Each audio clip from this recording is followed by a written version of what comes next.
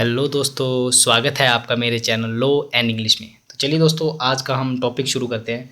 तो मैं आज आपके लिए जो टॉपिक लेके आया हूँ वो है classes of revenue officer in Himachal Pradesh. और ये है आपका हिमाचल लैंड रेवेन्यू एक्ट 1954 में दी गई है। तो एचपी के जितने भी स्टूडेंट्स हैं, हिमाचल प्रदेश के जितने भी स्टूडेंट्स हैं, जो लो पढ़ रहे हैं, जो नहीं पढ़ रहे हैं, जो लो की जानकारी रखना चाहते हैं, उनके लिए ये वीडियो बहुत ही ज़्यादा इंपॉर्टेंट है। तो चलिए दोस्तों शुरू करते हैं। तो एचपी लैंड रेवेन्यू एक्ट 1954 का जो सेक्शन 4 है, उसमें रेवेन्यू ऑफिसर जो बताया गया है, वो तो सेक्शन 7 में बताया गया है। लेकिन सेक्शन 4 का जो सब सेक्शन 21 है, उसमें विलेज ऑफिसर करके एक नाम है, विलेज ऑफिसर। तो ये विलेज ऑफिसर कौन होते हैं? तो अगर आप हिमाचल में रहते हैं, अगर इसका लैंड लो पढ़ रहे हैं, तो आपको ये चीज़ें क्लियर होनी चाहिए। तो विलेज ऑफिसर होता है जैसे कि पटवारी हो गया, आपका नंबरदार हो गया, और आपका जैसे कि चौकीदार को नंबरदार ही कहते हैं। चौकीदार जो कि पटवार घर वगैरह में जो रखे होते हैं, उन्हें नंबरदार कहते हैं। तो इसका जो सेक्शन 4 है, उसका सब सेक्शन 21 है, उसमें विलेज ऑफिसर करके बताया गया।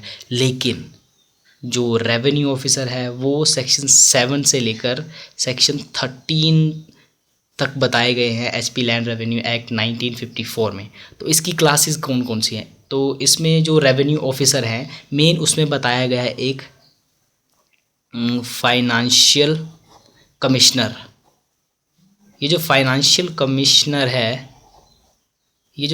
कमिश्नर है, इसके पास पूरे स्टेट की जी हाँ दोस्तों, पूरे स्टेट की जितनी भी ज़मीन है उसका लेखा जोखा जो रखता है, वो ये फाइनेंशियल कमिश्नर रखता है। और इसका सबऑर्डिनेट होता है कमिश्नर। जी हाँ दोस्तों, ध्यान से सुनिएगा, कमिश्नर। तो ये होता है आपका, इसके पास मेरे ख्याल 3-4 डिस्ट्रिक्ट होती हैं, 3 या 4 डिस्ट्रिक्ट्स होती हैं। तो ये वैसे तो आप लैंड रेवेन्यू एक्ट पढ़ेंगे तो उसमें ये पूरा क्लियर नहीं किया गया है, मैं आपको ब्रीफली बता रहा हूँ। तो पहला जो होता है रेवेन्यू ऑफिसर, वो फाइनेंशियल कमिश्नर होता है, जो कि पूरे स्टेट की जिम्मेदारी होती है जिसके ऊपर। कमिश्नर होता है जो 2-3 डिस्ट्रिक्ट को करता है, जो 2-3 डिस्ट्रिक्ट की जिसके पास ज़मीन की ब्यौरा होता है। लेकिन इन दोनों के नीचे होता है कलेक्टर। जी हाँ दोस्तों, इन दोनों पोस्ट के नीचे होता है कलेक्टर। मैंने जब पहली बार ये पढ़ा था तो मुझे भी लगा, नहीं यार, कलेक्टर जो है, डीसी जो है, उसकी पोजीशन इतनी नीचे। तो जी हाँ दोस्तों, इनमें से कलेक्टर जो है वो तीसरे नंबर पर आता है रेवेन्यू ऑफिसर की। अगर हम हायरार्की की बात करें तो फाइनेंशियल कमिश्नर के नीचे कमिश्नर, कमिश्नर के नीचे कलेक्टर, और कलेक्टर के नीचे होता है असिस्टेंट कलेक्टर ग्रेड 1। उसके नीचे होता है असिस्टेंट कलेक्टर ग्रेड 2। तो ये जो होते हैं ग्रेड 1 और 2, तो ग्रेड 1 होता है आपका तहसीलदार। अगर आप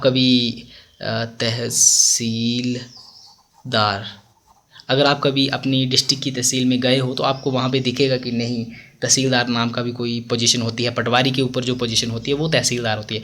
और एक होता है नायब तहसीलदार। तो ये होता है आपका असिस्टेंट कलेक्टर ग्रेड 2। तो इसमें कलेक्टर और जो कमिश्नर हैं, इनकी पोजीशन सेम ही होती है। लेकिन ये जो फाइनेंशियल कमिश्नर है दोस्तों, इसकी पोजीशन इन सभी से ऊपर होती है। तो दोस्तों, ये पूरी हायरार्की है हमारी एचपी लैंड रेवेन्यू एक्ट में जो दी गई है, सेक्शन 7 से लेकर सेक्शन 13 तक। सेक्शन 7 में पूरा डिफ़ाइन किया गया है, सेक्शन 8 में फाइनेंशियल कमिश्नर को डिफ़ाइन किया गया है, फिर कमिश्नर को, फिर कलेक्टर कौन होता है। तो आप ये बात याद रखिएगा कि कलेक्टर और कमिश्नर ये दोनों एक ही चीज़ें हैं।